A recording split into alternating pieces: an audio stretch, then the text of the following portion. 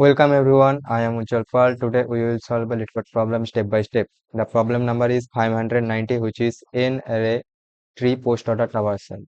So let's see the problem description. Given the root of an N-ary tree, return the postorder traversal of its nodes values. N-ary tree input serialization is represented in their label order traversal. Each group of children is separated by the nan value, and see examples like this. 1 will be the root value, then the children of 1 will be 3, 2, 4, and children of 3 will be 5 and 6. And we have to return in post order traversal. First we need to push, we have to add all the children value, then the root value, and the children value will be added from left to right order. So here the left of 1 is 3 and the left of 3 is 5, so 5 will be added first.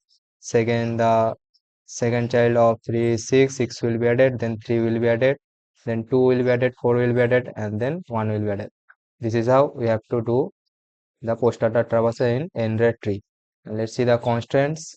The number of nodes will be from 0 to 10 to the power 4. Each value will be up to 10 to the power 4, and the height of the N-ary tree is less than or equal to 1000. And we will use recursion function to do that, because it will be easy for us to do the, because we will only consider the current node, we will handle that, and the rest of the things will be handled by the recursion function. So first we need to create the answer vector. Next we will pass two values, which is root and the answer, to the recursive function. The recursive function will be the solve, and then we have to return the answer.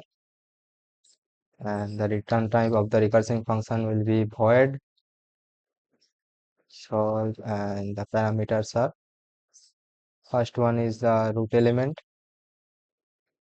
and second one is the answer.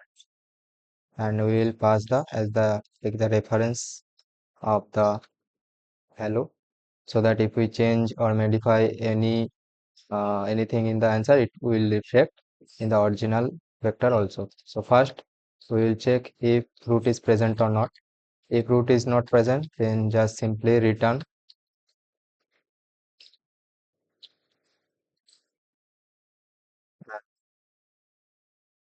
If root is present, then first we need to call the recursive function for all of the values from left to right.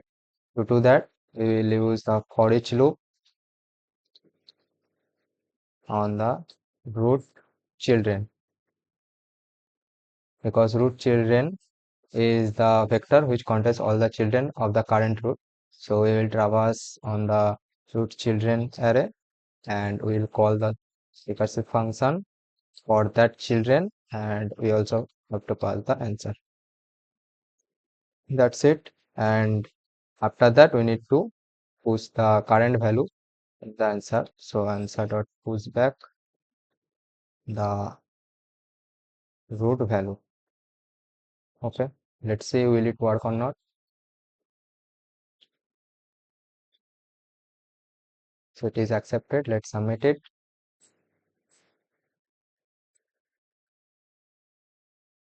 So it is accepted. Let me discuss the time and space complexity. The time complexity will be big of n, because we have to traverse, or we have to call the solve function for each of the node present in the tree. So the overall time complexity will be big of n. Do not see the for loop, because it will be called for each of the children, and that for that children also, for their children also, with this function will be called. So it will be, this recursion function will be called for each of the values. So that's why the overall time complexity will be big of n, where n is the number of nodes present in the tree. And the space complexity will be big of n, because we have to store the values in our vector, and that vector take up to big of n space complexity. So thanks for watching. If you want to check out the code, you will find it in the description box below. So that's it for today. See you in the next video.